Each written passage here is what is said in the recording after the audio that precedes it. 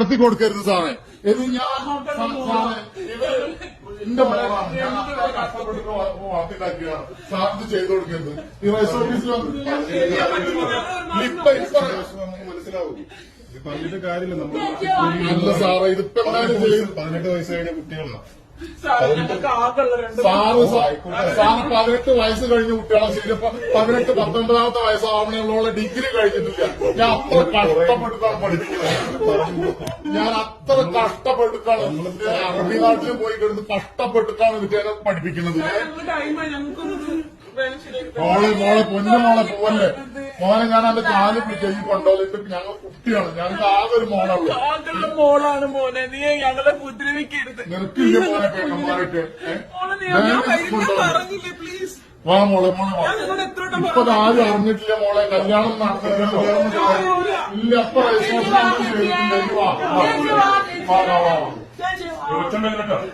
അല്ല സാറേ, പ്ലീസ് സാറേ എന്തേലും ഒന്ന് ചെയ്തു തരണം സാറേ. നിങ്ങൾ സമാധാനത്തിൽ സംസാരിക്കൂ. 18 വയസ്സായിട്ട് 5-6 ദിവസമായിട്ടുള്ളൂ. അപ്പോഴത്തേക്ക് വിളിച്ചൊന്ന് പറഞ്ഞ് മനസ്സിലാക്കി സാറേ. സാറേ വീട്ടിൽ വന്നിട്ട് പെണ്ണാലോചിച്ചാണ്. അപ്പൊ ഒരു കെട്ടിച്ചില്ല കല്യാണത്തിന് സമയമായിട്ടില്ലല്ലോ. അത് പഠിക്കട്ടെ, പഠിച്ചിട്ട് നിങ്ങൾക്കൊരു ജോലിയോ. ഞങ്ങൾ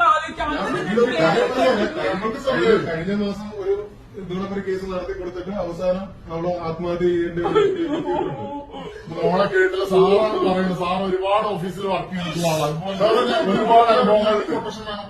എന്ത് പ്രൊട്ടക്ഷനാണ് ഞങ്ങൾ രക്ഷിതാക്കളുടെ അടുത്ത് കിട്ടാത്ത എന്ത് പ്രൊട്ടക്ഷനാണ് നിങ്ങൾക്ക് വേണ്ടത്? ഇത് പറഞ്ഞാൽ പറ്റില്ല. മോളെ വായോ അച്ഛനാണ് വിളിക്കുന്നത്. ഞാൻ അച്ഛനാണ് വിളിക്കുന്നത്. അച്ഛൻ മുന്നിൽ നിന്നല്ല പറഞ്ഞിട്ടുണ്ടായിരുന്നത്. സമ്മതിക്കില്ലെന്നല്ലേ പറഞ്ഞു. സമ്മതിക്കാൻ നമുക്ക് പിന്നീട് ആലോചിക്കാം. ഇപ്പൊ തൽക്കാലം നിങ്ങൾ എവിടെ പോയി ജീവിക്കും? നിങ്ങൾ എവിടെ പോയി ജീവിക്കും? നിങ്ങൾ എവിടെ പോയി ജീവിക്കും? നിങ്ങളിത് പറയും. രണ്ടാളും കൂടിയിട്ട് എവിടെ പോയി ജീവിക്കും? നിങ്ങൾ രണ്ടാളും കൂടിയിട്ട് എവിടെ? മോളെ ഈ ഒന്ന് പ്രാക്ടിക്കലായിട്ട് ചിന്തിക്കുക. ഈ എവിടെ പോയിട്ട് ജീവിക്കുക?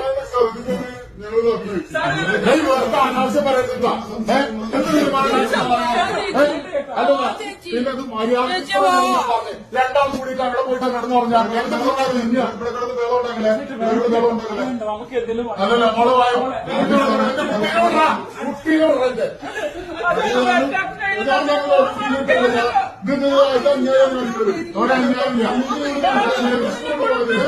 പിന്നെ ഈ ഇൻസ്റ്റാഗ്രാമിൽ ഫോണ് വാങ്ങിക്കൊടുത്ത് അന്ന് തുടങ്ങി ഈ പ്രശ്നം. ഈ ഇൻസ്റ്റാഗ്രാമിൽ അക്കൗണ്ട് വേണ്ടെന്ന് ഞാൻ പറഞ്ഞാണ്.